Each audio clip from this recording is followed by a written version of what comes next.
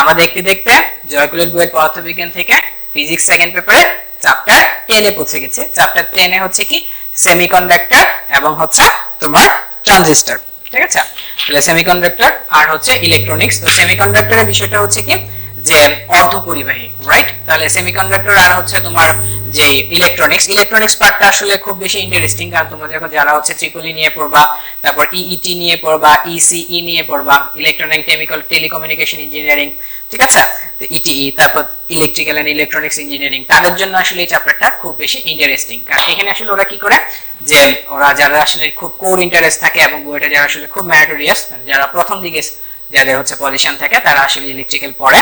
এবং এই ক্ষেত্রে তোমার আমাদের এখন বর্তমানে যে পার্টস গুলা, ঠিক আছে, ইলেকট্রনিক ডিভাইস গুলা, সেগুলো সবগুলাই কিন্তু সেমিকন্ডাক্টর যে ম্যাটেরিয়াল সেটা কিন্তু ইউজ করে। যেমন আইসি চিপস ইউজ করা হয়, ঠিক আছে? আগে যখন দেখা যেত যে কম্পিউটার বা ল্যাপটপ গুলো সাইজ হিউজ ছিল, ঠিক আছে? হার্ড ডিস্কের সাইজ বলো, তারপরে হচ্ছে তোমার র্যামের সাইজ বলো, এগুলো অনেক ভাস্ট ছিল। এখন কি করতেছে যে যত দিন যাচ্ছে তত হচ্ছে যত লাইট ওয়েটে নিয়ে আসা যাচ্ছে, ঠিক আছে? সো এখানে মাইক্রোচিপ ইউজ করা হয়। তো সেটা আমরা অলরেডি জেনে গেলাম। তো আজকে আমরা এই চ্যাপ্টারটা থেকে খুব মানে কোর যে কথাগুলা, সেই কথাগুলো আমরা হচ্ছে বলবো। আর তোমাদের চ্যাপ্টারের প্রথমে কিন্তু অনেকগুলা থিওরি হচ্ছে প্রোভাইডেড করা আছে। আমি থিওরিগুলো একটু তোমাদেরকে দেখাচ্ছি। এই যে দেখো চ্যাপ্টার 10 থেকে তোমরা যদি স্টার্ট করো তাহলে কিন্তু অনেকগুলো থিওরি পেয়ে যাবে। আসলে পুরো চ্যাপ্টারটা যখন তুমি বই থেকে পড়তে যাবা এডমিশনের আগে, তখন দেখা যাবে যে একটু বোরিং লাগতে পারে। তো সেই ক্ষেত্রে তোমার কোন কোন টপিক এবং হচ্ছে কোন কোন ইনফরমেশন গুলো আসলে না জানলেই নয়, ঠিক আছে? ওই ইনফরমেশন গুলো কিন্তু এখানে সর্ট করে দেওয়া আছে জয়কুলেট বুয়েট পদার্থবিজ্ঞান বইটিতে।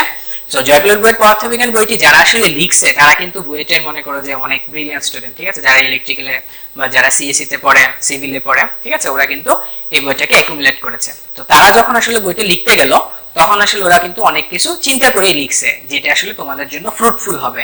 যে টপিকগুলো খুব বেশি ইম্পর্টেন্ট, যে টপিকগুলো থেকে আসলে প্রিভিয়াস ইয়ার অনেক বেশি কোশ্চেন আসে, এবং তোমাদের জন্য কিন্তু এটা অনেকটা বোধগম্য করে লেখা, অনেকটা সাবলীল ভাষায় লেখা। এরকম সাবলীল বই কিন্তু খুব কমে তুমি পাবে। এবং আরেকটা ব্যাপার যেটা, যে এই বইটা থেকে কিন্তু জয়কুলেট বুয়েট পদার্থবিজ্ঞান বইটা থেকে কিন্তু যে কমন আসার যে রেশিও, ওই রেশিও কিন্তু তোমরা খুব ভালো করে দেখতে পারবে। বুঝতে পেরেছো? সো আশা করি তোমরা সবাই জয়কুলেট বুয়েট পদার্থবিজ্ঞান বইটি কিনে ফেলেছো। তো জয়কুলেট বুয়েট পদার্থবিজ্ঞান বইটি থেকে অলরেডি তোমরা প্রিপারেশন শুরুও করে দিয়েছো। I hope that okay. তো আমরা চলে যাচ্ছি সেমিকন্ডাক্টর আর হচ্ছে ইলেকট্রনিক্স এর চ্যাপ্টারে। তো এখানে দেখো, এখানে ফার্স্টে হচ্ছে আমরা একটা ডায়াগ্রাম দেখলাম। এই ডায়াগ্রামটা কি? এই ডায়াগ্রাম শক্তি স্তর সম্পর্কিত একটা ডায়াগ্রাম, ঠিক আছে? তাহলে এখানে উপরে কি থাকবে? পরিবহন ব্যান্ড, যোজন ব্যান্ড। আর এই যে ল্যান্ডটা, এই ল্যান্ডটা যে ফাঁকা দেখতেছো, এখানে হচ্ছে কি থাকবে? একটা ফার্মি স্তর থাকবে, ঠিক আছে? ফার্মি স্তর, ওকে, ফার্মি স্তর থাকবে।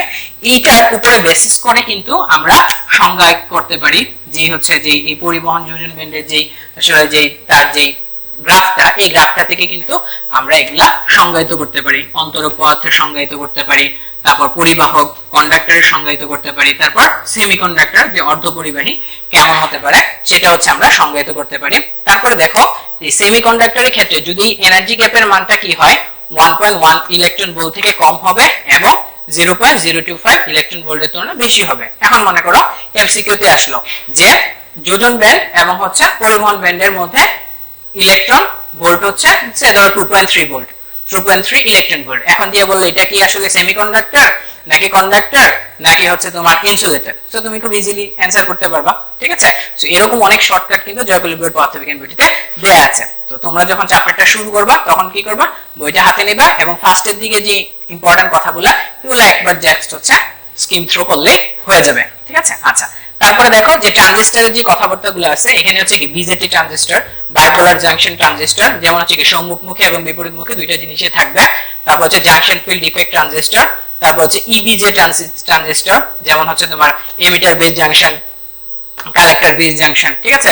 এরকম রিলেটেড কিছু হচ্ছে অঙ্ক তোমরা বাসায় ট্রানজিস্টরটা হচ্ছে ড্র করবা, ড্র করে খুব ঠান্ডা মাথায় একটু দেখে নিবা।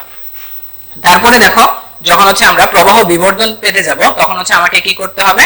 আমরা জানি হচ্ছে আইসি ডিভাইড বাই আইই, ঠিক আছে? এখানে কি থাকে? একটা কালেক্টরের কারেন্ট, এমিটারের কারেন্ট, একটা কি থাকে? একটা বেস কারেন্ট থাকে, ওকে? তখন আমরা কি করলাম যে কালেক্টরের কারেন্ট আর এমিটারের কারেন্টের যে রেশিও, সেটা হচ্ছে আমরা করে আমরা কি করে ফেললাম যে প্রবাহ বিবর্ধন গুণাঙ্ক পেয়ে গেলাম। তারপর হচ্ছে কি প্রবাহ লাভ, প্রবাহ আসলে কতটুকু আসলে লাভ করা যাবে সেটার যদি আমরা কোএফিশিয়েন্ট দেখতে চাই তাহলে কালেক্টেড ডিভাইড বাই বি।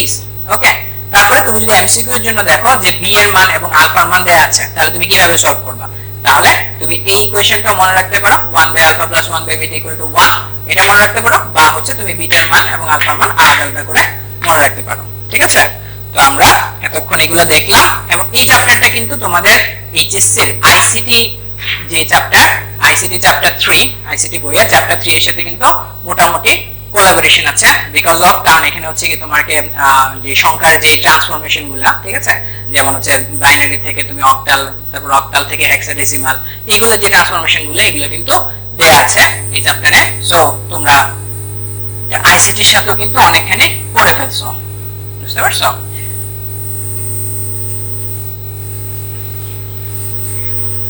আসল কথা কি এডমিশনে কিন্তু তুমি চাইলে অনেক পড়তে পারো, ঠিক আছে। এখন তুমি যদি চিন্তা করো যে না আমি সেমিকন্ডাক্টর ইলেকট্রনিক্স এর মাস্টার্স পর্যন্ত কি কি আছে আমি হচ্ছে সব বই কিনে পড়া শুরু করব, ঠিক আছে, তুমি যদি সেমিকন্ডাক্টর ইলেকট্রনিক্স চ্যাপ্টার পড়তে যাও তুমি কিন্তু 6 মাসও পড়ে শেষ করতে পারবে না, কিন্তু এটা আসলে ওয়াইজ ডিসিশন হবে না। কারণ এডমিশনের ক্ষেত্রে তোমাকে প্রিপারেশন নিতে হবে কি যাতে করে ফার্স্টে টার্গেট থাকবে আমি যাতে চান্স পাই, তারপরে টার্গেট থাকবে যে আমি যাতে একটু ভালো বেটার পজিশনে চান্স পাই, ঠিক আছে। তো তুমি যদি এটা এনশিওর করতে চাও ফার্স্টে তোমাকে টার্গেট রাখতে হবে কি মিনিমাম আমাকে 350 পেতেই হবে, ঠিক আছে। তো 350 পেলে তুমি চান্স এনশিওর করে ফেললে, এরপরে তুমি 350 থেকে যত বেশি নাম্বার গেইন করতে পারবে তত তোমার পজিশন হচ্ছে আপরাইজ হবে। যারা বুয়েটে ফার্স্ট হয় মানে 1 থেকে 100 এর মধ্যে থাকে তাদের কিন্তু মার্কস থাকে 490 থেকে 530 এরকম, মানে তুমি যদি হচ্ছে 450 থেকে 500 এনশিওর করতে পারো তো মোটামুটি তুমি বুয়েটে 1 থেকে 300 এর মধ্যে থাকতে পারবে, এই ব্যাপারে কোনো সন্দেহ নেই। তো আসলে উল্টাপাল্টা প্রিপারেশন নিলে হবে না যে তুমি এক চ্যাপ্টারে সব পড়ে ফেলছো আরেক চ্যাপ্টারে কিছুই পড়ো নাই, এরকম প্রিপারেশন নিলে কিন্তু হবে না। প্রত্যেকটা চ্যাপ্টার কিন্তু তোমার এডমিশনের জন্য সমান পরিমাণ ইম্পর্টেন্ট, আর প্রত্যেকটা চ্যাপ্টারে যে ইনফরমেশন যে ইম্পর্টেন্ট যে ইনফরমেশন গুলো আছে সেগুলো কিন্তু জয়কুলের বইয়ের পদার্থবিজ্ঞান বইটিতে অত্যন্ত চমৎকার ভাবে দেয়া আছে, তোমরা জয়কুলের বইয়ের পদার্থবিজ্ঞান বইটি থেকে দেখে নিবে। এখন আমরা চলে যাচ্ছি অঙ্কতে। অঙ্কতে যাওয়ার আগে আমি লজিক গেটটা একটু কথা বলি, যেমন or gate, NAND gate, or gate, ঠিক আছে, XOR gate, XNOR gate, এগুলো নিয়ে তোমরা অলরেডি অনেক বেশি কথাবার্তা জানো। সো এখান থেকে আমি কিছু কথা বলবো না, আমি জাস্ট ট্রান্সফরমেশন, জাস্ট হচ্ছে বাইনারি আর ডেসিমালের একটা ট্রান্সফরমেশন দেখিয়ে দিই, সহজ ট্রান্সফরমেশন। লজিক গেট হচ্ছে তোমরা করে নিবে, যেমন দেখো একটা ট্রান্সফরমেশন করে দেই, টাইপ 5 টাইপ 5 এ হচ্ছে কি দেয়া আছে, টাইপ 5 এ দেয়া আছে হচ্ছে 216.4018 ইকুয়াল টু হোয়াট, ডেসিমাল, ঠিক আছে। এখানে হচ্ছে আমাদেরকে এই করতে হবে। সো এই ব্যাপারে আমরা কি করতে হবে, যেহেতু এটা কিসে আছে, অক্টালে আছে, তাহলে তুমি এটা সুন্দর করে লিখবা 216.401, ঠিক আছে। তাহলে অক্টালে আছে তার মানে কি 8, হ্যাঁ, তাহলে এটা হবে কি 8 ইনভার্স 1, 8 ইনভার্স 2, 8 ইনভার্স 3, আর এটা হবে কি 8081882, মানে 0 1 2 আস্তে আস্তে বাড়বে, কারণ তুমি যদি সংখ্যা রেখার মতো করে চিন্তা করো যে 0 1 2 আস্তে আস্তে বাড়বে আর ডান দিকে হচ্ছে গিয়ে ওইখানে আস্তে আস্তে কমে যাবে, বিকজ অফ দশমিক ছিল। তখন তুমি আসলে ডেসিমালে কিভাবে হিসাব করতে পারবে, যেমন দেখো 216.4018 equal to 2 into 8 square plus 1 into 8 1 plus 6 into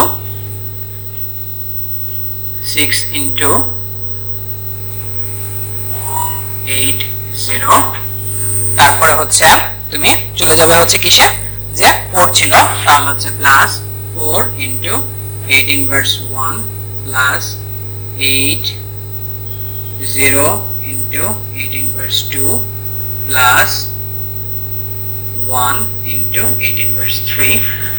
এটা যখন তুমি সলভ করে ফেলবে তখন কিন্তু তুমি অলরেডি ডেসিমালে কত পেয়ে যাবে, ডেসিমালে কত পেয়ে যাবে সেটা হচ্ছে আমি ডাইরেক্ট লিখে দিচ্ছি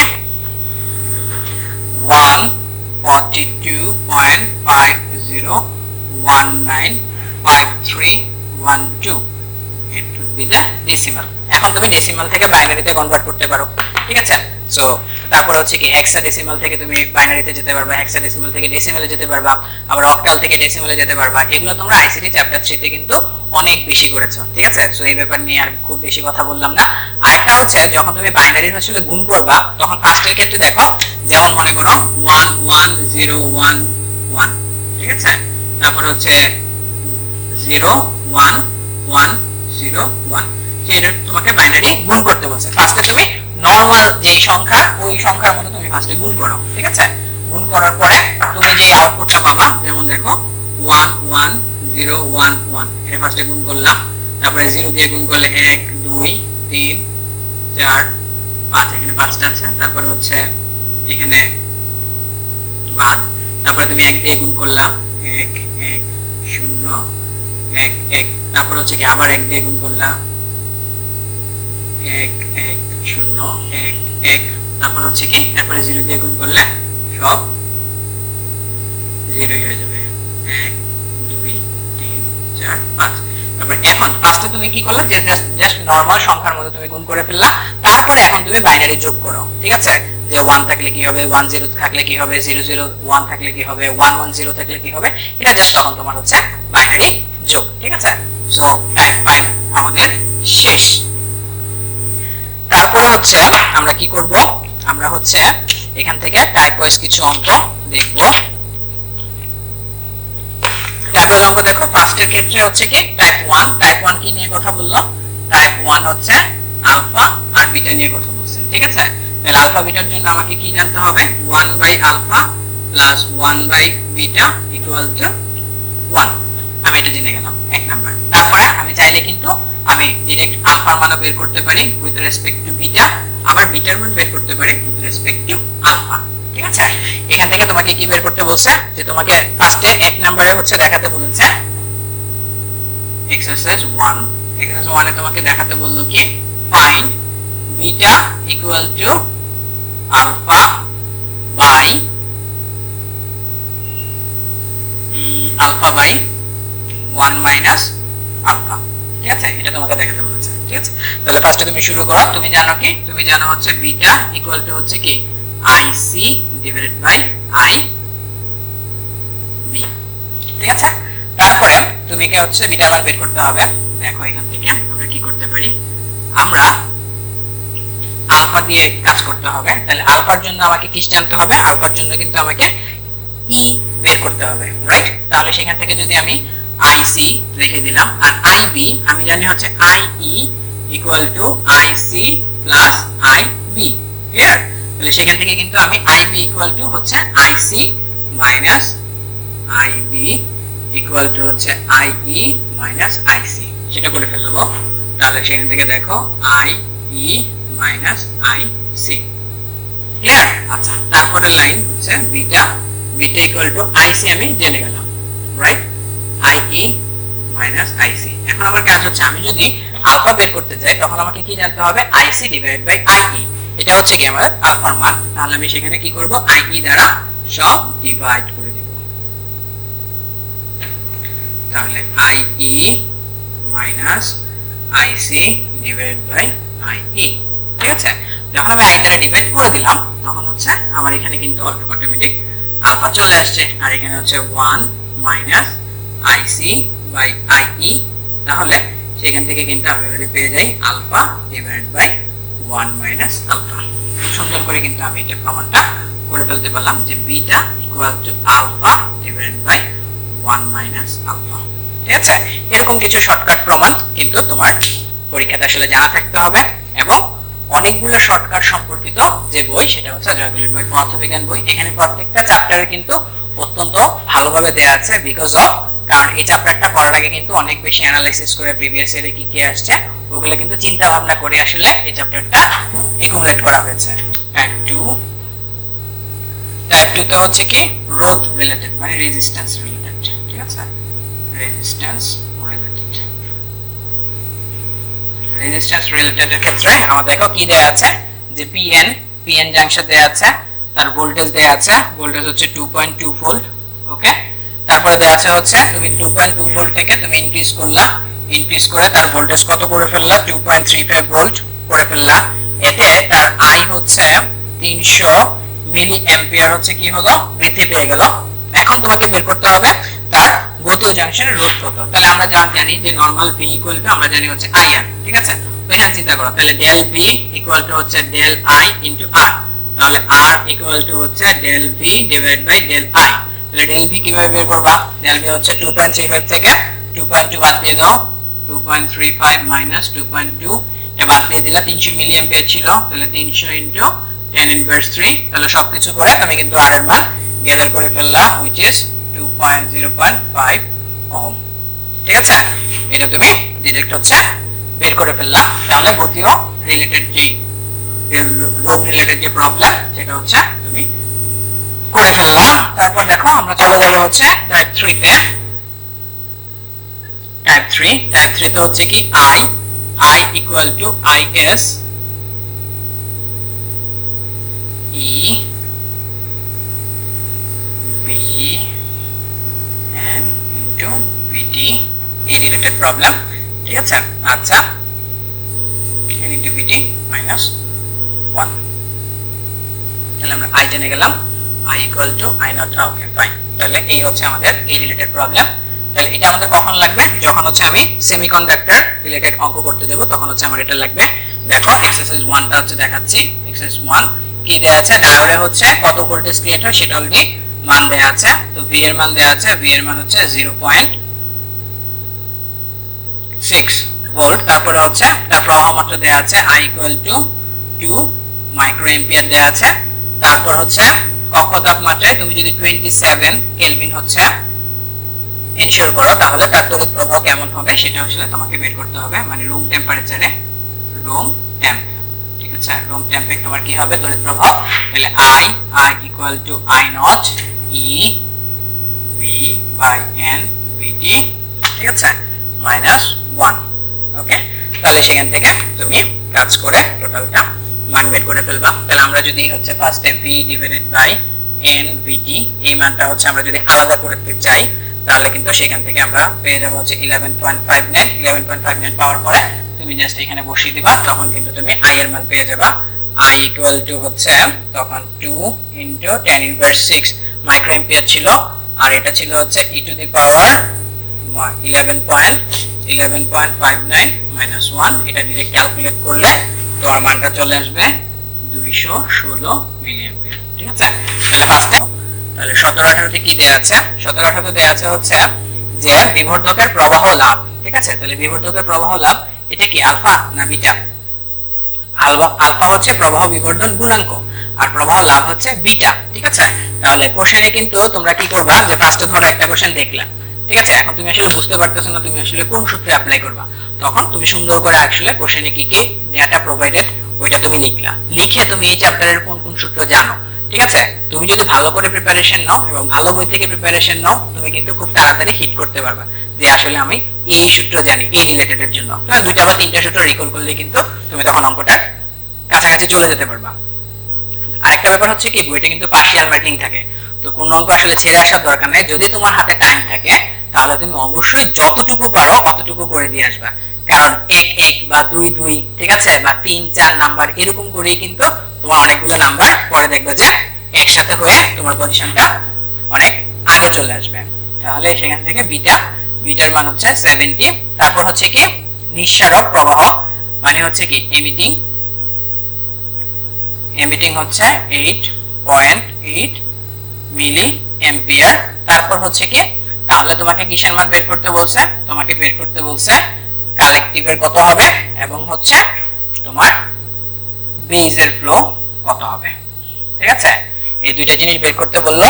তারপর তোমাকে বের করতে বললো যে ট্রানজিস্টরটি যখন সাধারণ পিচ বিবর্ধক হিসেবে কাজ করে তখন প্রবাহ লাভ কত, তার মানে তোমাকে তখন প্রবাহ বিবর্ধন গুণাঙ্ক বের করতে বলছে, ঠিক আছে। আচ্ছা, তাহলে ফার্স্টের ক্ষেত্রে তুমি কি জানো? তুমি এখানে জানো হচ্ছে বি, আর জানো হচ্ছে কিসের মান জানো? আইসি এর মান জানো, ঠিক আছে। আইসি এখানে কি দেয়া আছে? যদি নিঃসারক এমিটিং হয়, আচ্ছা, তাহলে সেখান থেকে তুমি কোশ্চেনটা মনে হচ্ছে একটু ভুল ভাবে দেয়া আছে, আইসি আইই। আচ্ছা, এখানে নিঃসারকের ফ্লো, তাহলে সংগ্রাহক এবং পিট প্রবাহের মান কেমন হবে? আচ্ছা, এখানে আইসি এর মান দেওয়া আছে, ঠিক আছে, আইসি এর মান দেওয়া আছে, আইই এর মান বের করতে হবে, আর হচ্ছে আইবি এর মান বের করতে হবে, ঠিক আছে। আচ্ছা, তাহলে বিটা ইকুয়াল টু হচ্ছে আইসি বাই আইবি, তাহলে সেখান থেকে তুমি কিন্তু আইবি বের করে ফেললাম, যে বিটার মান যেন হচ্ছে 70 ইনটু 8.8 মিলি অ্যাম্পিয়ার, তাহলে তুমি আইবি এর মান পেয়ে গেলা। তাহলে তারপরে তুমি জানো কি IE equal to IC plus IB, সেটার মান বের করে ফেলবা। তারপর তুমি আলফা, আলফা ইকুয়াল টু কি জানো, আইসি ডিভাইড বাই আইই, ঠিক আছে, সেটার মান দিয়ে করে ফেলতে পারবে। বা কোনো কিছু জানার দরকার নেই, তুমি যদি আলফার মান জানো, বিটার মান জানো, তাহলে তুমি এটা জানো 1 by alpha plus 1 by beta equal to 1, তাহলে সেখানে সূত্র বসিয়েও কিন্তু তুমি করে ফেলতে পারো। অনেক পুরাতন একটা অঙ্ক, 97 98। এখানে কি দেওয়া আছে যে একটি ট্রানজিস্টর রেডিও 9 ভোল্ট ব্যাটারি দ্বারা, এটা আসলে খুব আগের একটা অঙ্ক, যে মানুষ যখন আগে রেডিও চালাতো, হ্যাঁ, তখন আসলে ব্যাপারটা কেমন হতো, ঠিক আছে। আগে কিন্তু গ্রামাঞ্চলে খুব একটা ক্রেজ ছিল, যে যার বাসায় রেডিও আছে তার আসলে অনেক কিছু আসে মনে হচ্ছে। এখন কিন্তু আসলে যে প্রযুক্তির কল্যাণে এখন গ্রামেও কিন্তু প্রত্যেকের বাসায় আসলে ইলেকট্রনিক ডিভাইস অনেক বেশি। এটা কিন্তু আসলে সম্ভব হয়েছে শুধুমাত্র যে ইলেকট্রনিক যে রেভলিউশন, সেটার কারণে কিন্তু সম্ভব হয়েছে। তাহলে দেখো যে এখান থেকে আমরা যদি দেখি ট্রানজিস্টর রেডিও কত ভোল্ট ব্যাটারি দ্বারা চলে, তাহলে হচ্ছে ভোল্ট ব্যাটারি হচ্ছে 9 ভোল্ট, তারপরে হচ্ছে ব্যাটারি দ্বারা 10 মেগাওয়াট, এখানে দিয়ে দিয়েছে 10 মিলিওয়াটে চলে। তাহলে এখানে আমি কি জানি, এখানে হচ্ছে আমি জানি তার পাওয়ার জানি হচ্ছে 10 মিলিওয়াট। তাহলে বলছে রেডিওর মধ্যে কি পরিমাণ তড়িৎ প্রবাহিত হয়, তাহলে তোমাকে বের করতে হবে আই এর মান বের করতে হবে। তারপরে বের করে দিয়েছে যে রেডিওটাতে বৈদ্যুতিক রোধ কত, ঠিক আছে, এমসিকিউ অঙ্ক টাইপের মতো। তাহলে ফার্স্টে হচ্ছে আমরা কি করব, ফার্স্ট হচ্ছে আমরা করব P equal to V I, ঠিক আছে। তাহলে P equal to V I আমি সলভ করে ফেললাম, তাহলে কিন্তু আমি সেখান থেকে ডাইরেক্ট হচ্ছে আই এর মান পেয়ে যাই। তাহলে আই ইকুয়াল টু হচ্ছে পি বাই ভি, তাহলে পি এর মান জানি হচ্ছে 10 মিলিওয়াট, তাহলে 10 ইনভার্স 3, আর ভি এর মান হচ্ছে 9, তাহলে সেখান থেকে আমি হচ্ছে আই এর মান পেয়ে যাব। তারপর আমি জানি হচ্ছে ভি ইকুয়াল টু আই আর, তাহলে আমি আই এর মান তো বের করেই ফেললাম, এই যে আই এর মান বক্স, আর আর এর মান আমাকে বের করতে হবে। তাহলে হচ্ছে R R equal to V, V এর মান হচ্ছে 9 volt divided by 9 divided by, আমি আই এর মান এখান থেকে পেয়ে যাব। আই এর মান কত আসলো দেখে ফেলি, আই এর মান হচ্ছে 1.11 ইনটু 10 ইনভার্স 3, আই এর মান হচ্ছে 1.11 ইনটু 10 ইনভার্স 3 অ্যাম্পিয়ার, ঠিক আছে। তাহলে জাস্ট এখানে 9 ডিভাইডেড বাই 1.11 ইনটু 10 ইনভার্স 3 করে ফেললাম। করে ফেলার পরে আমি ডাইরেক্ট হচ্ছে আর এর মান পেয়ে যাব কত, 8100 ওহম, ঠিক আছে। অঙ্কটা সহজ ছিল, সো আমরা একটা সহজ অঙ্ক দিয়ে এই চ্যাপ্টারটি শেষ করলাম। তোমরা কি করবে, জয়কুলিত বইয়ের পদার্থবিজ্ঞান বইটি থেকে চ্যাপ্টার 10 তোমরা ফার্স্টে থিওরিটা দেখবে, থিওরিটা দেখে টাইপ ওয়াইজ যে অঙ্কগুলো দেয়া আছে টাইপ ওয়াইজ অঙ্কগুলো ভালো করে করবে, আর আমি যে অঙ্কগুলো করে দিলাম এগুলা তোমরা ভালো করে দেখবে। দেখার পরে যদি কোনো চ্যাপ্টারে কোনো অঙ্ক কোনো সমস্যা থাকে তাহলে অবশ্যই হচ্ছে আমাদেরকে জানাবে,